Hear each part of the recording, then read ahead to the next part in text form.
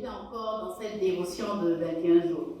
Donc aujourd'hui c'est lundi et le thème de notre veillée Chonchimwon est la relation avec le parent céleste et l'unité de cœur. Le titre de mon dernier témoignage était « J'ai vu la lumière au bout du tunnel ». Et dans mon témoignage de ce jour, je vais vous expliquer pourquoi j'ai effectivement vu la lumière. Notre Père a dit dans le premier message de paix que la relation la plus fondamentale de l'univers est la relation parent-enfant. Autrement dit, la relation entre Dieu, notre parent céleste, et chacun de nous, ses enfants. Donc, durant cette dévotion, j'ai compris qu'il fallait avant tout beaucoup mettre l'accent sur mon identité. Qui suis-je? Si je ne suis pas bien situé au niveau de mon identité, il m'est difficile de mener les actions qu'il faut et remplir les responsabilités qui vont de pair avec mon identité. Une identité induit toujours. Alors que j'étais encore dans cette dévotion de 21 jours. Donc aujourd'hui c'est lundi et le thème de notre veillée Chonchimwon est la relation avec le parent céleste et l'unité de cœur. Le titre de mon dernier témoignage était « J'ai vu la lumière au bout du tunnel ». Et dans mon témoignage de ce jour, je vais vous expliquer pourquoi j'ai effectivement vu la lumière. Notre Père a dit dans le premier message de paix que la relation la plus fondamentale de l'univers est la relation parent-enfant.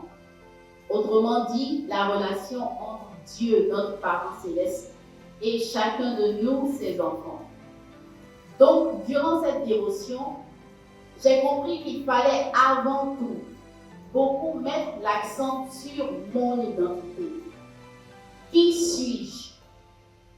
Si je ne suis pas bien situé au niveau de mon identité, il m'est difficile de mener les actions qu'il faut et remplir les responsabilités qui vont de pair avec mon identité.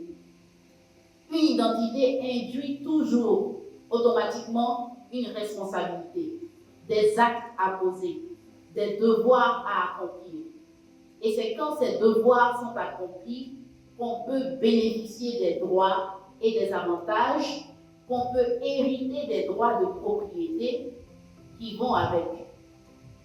Donc, quand on prend les trois grandes bénédictions, soyez féconds, multipliez-vous et dominez la création, c'est le but pour lequel Dieu nous a créés. La première bénédiction, soyez féconds, évoque mon identité. Qui suis-je?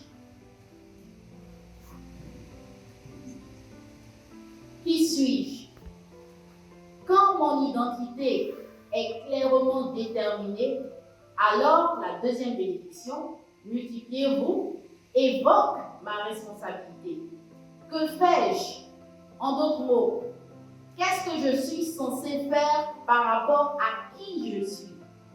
Et c'est après avoir validé la deuxième bénédiction que je peux finalement profiter de la troisième bénédiction qui est de dominer la création. La troisième bénédiction aborde alors ma propriété, ce qui me revient de droit. Qu'est-ce que j'ai ou possède? Et il est très intéressant de constater l'ordre dans lequel les thèmes des témoignages Yo-Jong sont structurés. On commence le lundi par la relation avec le parent céleste. Et cela fait tout simplement référence à la première bénédiction, car la fécondité, à savoir l'unité esprit et corps, n'est possible qu'en ayant établi la bonne relation verticale avec le parent céleste, la relation fondamentale de l'univers, comme l'a précisé notre Père dans le premier message de paix. Puis le mardi, nous abordons les relations mari et femme, parents et enfants, leaders et membres, parents et jeunes. Toutes ces relations sont englobées dans les relations horizontales et font référence à la deuxième bénédiction. Multipliez-vous.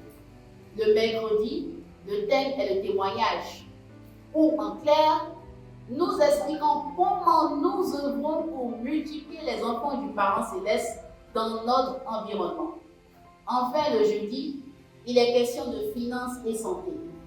Car il va de soi que si la première et la deuxième bénédiction sont notre réalité, notre vécu, nous allons bien évidemment profiter de la troisième bénédiction qui se manifeste à travers nos finances et aussi notre santé.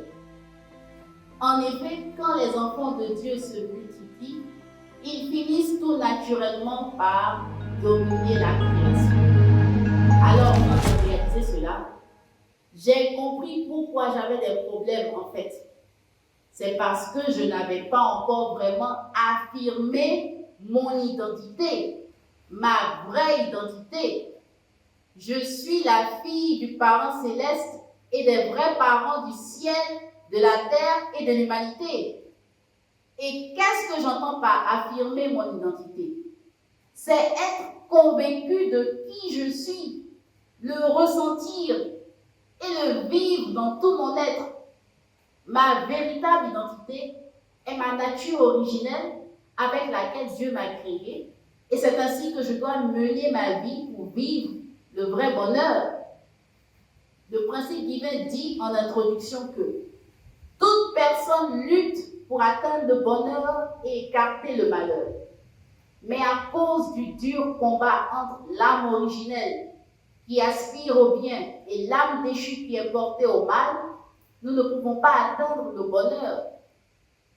Et comme l'a rappelé Papa Kwame Yao durant son sermon de ce dimanche 29 octobre 2023 à Cocody, même si nous n'avons plus le